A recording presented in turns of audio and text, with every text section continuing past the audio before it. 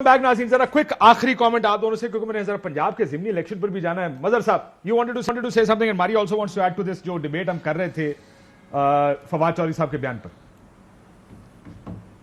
देखिए काशिफ, अभी जो रऊफ जिस वाक़े का जिक्र कर रहे थे उसके फैक्ट्स ये हैं कि ये हैदराबाद ट्राइब्यूनल के हवाले से था कि मुज़ाकरात में भुट्टो साहब से जनरल ज़िया-उल हक़ ने कहा कि आप किसी भी सूरत में पीएनए की ये डिमांड नहीं मानिएगा कि हैदराबाद ट्राइब्यूनल ख़त्म किया जाए, क्योंकि ये हमारी नेशनल सिक्योरिटी का वो, और पीएनए के लोगों से जाके जनरल ज़िया-उल हक़ ने ये बात की कि आप हैदराबाद ट्राइब्यूनल तोड़ने पर जोर दें, और यही चीज़ हुई थी। तो फिर भुट्टो साहब को जब ये पता चला तो उन्होंने जनरल ज़िया-उल हक़ को उनके सामने लाके खड़ा कर दिया, जिसके बाद नवाबज़ादा नसरुल्लाह खान ने ये बात की, और उसके बाद हमें पता है कि पीएनए में किस तरीके से मैनूवरिंग हुई। देखिए 72 में पहली म्यूटनी हुई थी अगेंस्ट जुल्फ़िकार अली भुट्टो, यानी पहली अटेम्प्ट हुई थी जिसमें बहुत से आर्मी ऑफिसर्स पकड़े गए थे, एयरफोर्स के भी लोग पकड़े गए थे और उनको सज़ाएँ भी हुई थी। और मुझे ये बात चंद महीने पहले कमाल असफर, जो भुट्टो साहब के दौर में सिंध के फाइनेंस मिनिस्टर थे, उन्होंने बताई थी कि जनरल ज़िया-उल हक़ का अपॉइंटमेंट जॉर्डन के शाह हुसैन के कहने पर किया गया था, क्योंकि आपको पता है कि जनरल ज़िया-उल हक़ ने जॉर्डन में क्या किया था। जी, फलस्तीनियों के कैंप, ये आपको फलस्तीनियों के कैंपों की बात कर रहे हैं। जी, एक और भी वजह थी भुट्टो साहब को, जी बिल्कुल, लेकिन दो जो फंडामेंटल मिस्टेक्स बेनज़ीर भुट्टो शहीद से हुई थी वो ये कि 88 में पीपल्स पार्टी के पास और बेनज़ीर के पीछे इतने लोग खड़े थे कि बेनज़ीर को वो गवर्नमेंट, कॉम्प्रोमाइज गवर्नमेंट नहीं लेनी चाहिए थी। But cake sir, cake नवाबज़ादा Nasrallah Khan को फिर 2006 में चार्टर ऑफ डेमोक्रेसी, यानी चार्टर ऑफ डेमोक्रेसी आज भी एज ए डॉक्यूमेंट आपको बहुत अच्छा लगेगा, लेकिन उसके बाद ये कहकर कि जी डेमोक्रेसी इलेक्शंस के लिए ये ज़रूरी था, मेरा ख्याल है ये बहुत ज़्यादा स्ट्रॉन्ग आर्गूमेंट नहीं थी। बदकिस्मती से पॉलिटिशियंस बहुत ज़िम्मेदार हैं इस चीज़ के कि वो उनके पास पावर थी, और जब आप इक़्तिदार की लड़ाई लड़ते हैं तो आप कॉम्प्रोमाइज़ करते हैं। बदकिस्मती से इस मुल्क में कभी इक़्तिदार की लड़ाई नहीं लड़ी गई। दैट्स व्हाट द आर्गूमेंट, जो हम पहले भी आर्गूमेंट करते हैं उसमें ऐड करते हैं। मैं सिर्फ ये कह रहा हूं, जिस तरह उन्होंने कहा ना कि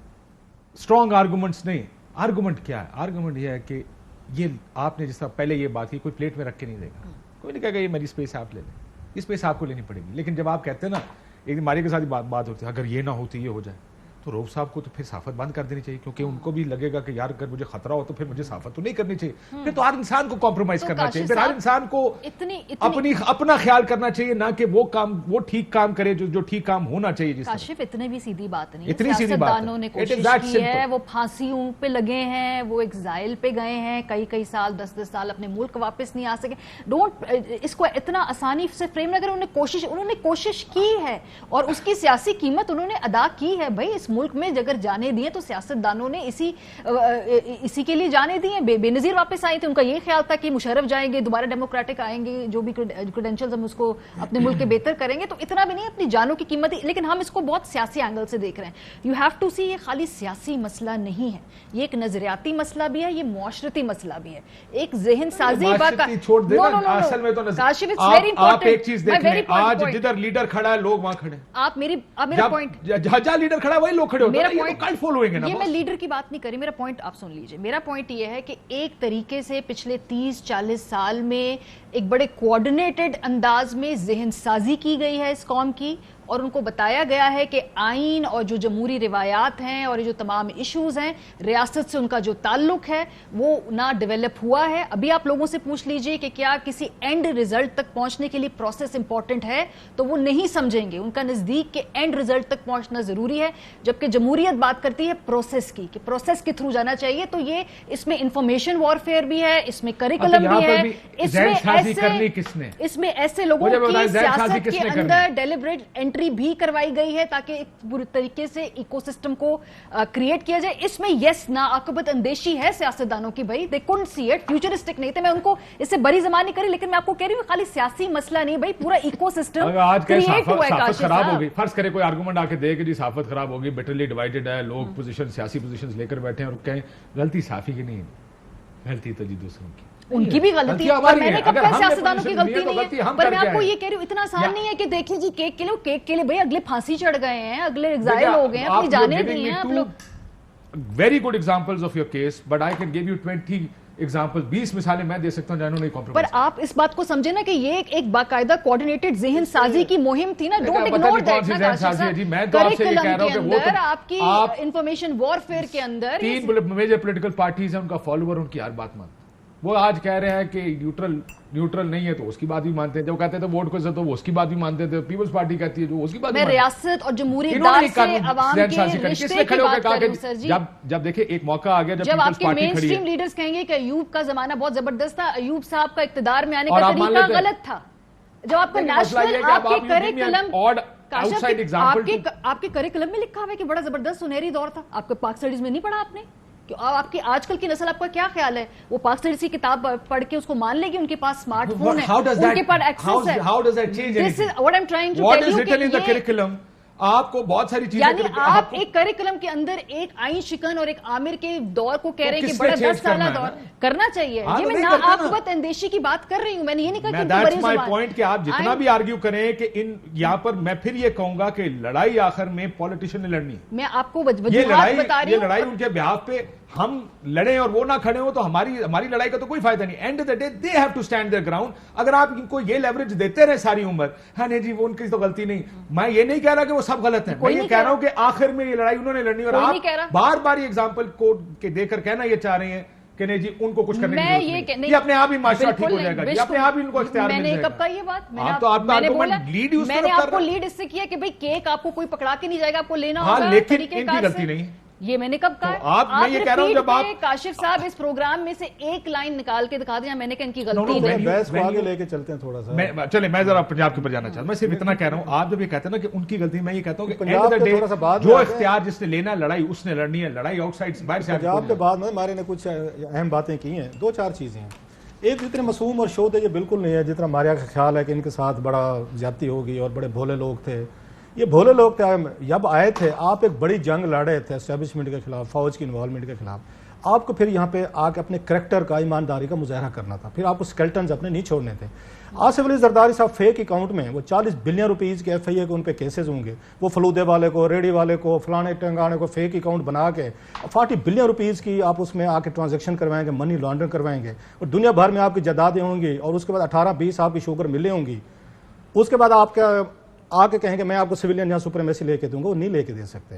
ہاؤس آف شریف آپ یہاں پہ 24 بلین یا 16 بلین روپیز کی مقصود چپراسین کمپنی کے ذریعے آپ اب یہاں منی لانڈرنگ کریں گے, ٹی ٹیز کریں گے, آپ کے بچوں کے بزنسز دنیا بھر میں پھیلے ہوں گے, آپ کی 40-45 فیکٹریز بن جائیں گی, پورے ملک کی اکانومی ڈوب جائے گی, ہاؤس آف شریف کی اکانومی اوپر جائے گی. آصف علی زرداری صاحب کے پاس یہاں پہ بلینز آف روپیز آ جائیں گے, ان کے کرونیز کے پاس آ جائیں گے, اور یہ سمجھتے ہیں جناب, اور پھر باپ بیٹے بیٹھ کے رول بھی کریں گے. باپ وزیر اعظم ہوگا, بیٹا جو ہے وہ وزیر اعلیٰ ہوگا, دونوں نیب کی وہاں کسٹڈی سے ہو کے ضمانتوں پہ آئیں گے, اور پھر یہ توقع کریں گے کہ ہم اسٹیبلشمنٹ سے بھی لڑیں گے, سپیس بھی لیں گے, کیک بھی کھائیں گے.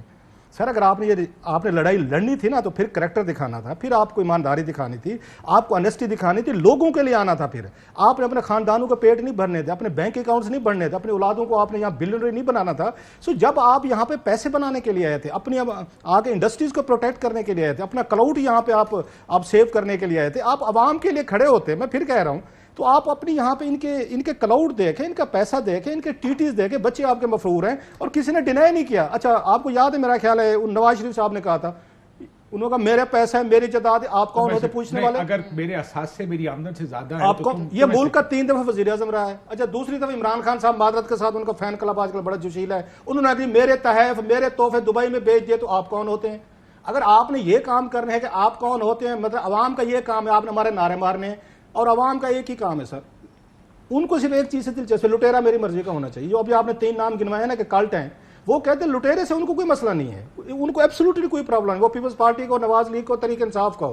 ہاں وہ کہتے ہیں حکومت ہماری مرضی کے آ جائے, لٹیرے ہماری مرضی کے آ جائیں تو پھر ٹھیک ہے. ہاں کوئی دوسرا آ گیا جس کو میں نہیں پسند کرتا تو ملک برباد ہو گیا, تباہ ہو گیا, سارا ہو گیا. سو ان لوگوں نے آ کے جو لوگوں پہ حکومتیں کی ہے, جو ماریا کہہ رہی تھی نا کہ انہوں نے آ کے پھانسیاں لی ہیں یا جیلوں میں گئے, یہ عوام کی محبت میں نہیں گئے, یہ پاور تھا, یہ کلاؤڈ تھا سر. قربانی میں پھر کہہ رہا ہوں, اگر قربانی دے کے آئے تھے نا, یہ مال نہ بناتے, ٹیٹیاں نہ بناتے, اپنے ملازمین کے نام پہ پیسہ اکٹھا نہ کرتے, یہ دنیا میں 5-10 مطلب بڑے اعظموں میں جو آپ کے 5-7 ہیں میں سے 5 بڑے اعظموں میں آپ کی جائیدادیں نہ نکلتی. جی سر, چلے میں نے بس سے کہہ دیا کہ ساتھ ہیں, اگر میرا جغرافیہ ٹھیک میرا ساتھ دے رہے ہیں. یہ بڑے چلاک لوگ ہیں, یہ ایکٹنگ کرتے ہیں, ہم مظلوم ہو گئے, مارے گئے, فلان ہو گئے. It was all about power and money. انہوں نے آگے مال بھی بنائے, پیسے بنائے. ٹھیک ہے, سال 6 مہینے جیل میں چلے جائیں, فرق پڑتا ہے. It is the power game جس کو ہم بار بار کیک کہہ رہے ہیں, وہ پاور گیم کے لیے بھی تیار ہے, مارنے کے لیے بھی تیار ہے. What was the difference Gujranwala کی, مظہر صاحب گجرانوالہ کی تقریر اور گجرانوالہ, اب آپ یہ بحث شروع ہی ہو گئی ہے تو ذرا اس کو بریک ڈاؤن ہی کر لیں نا.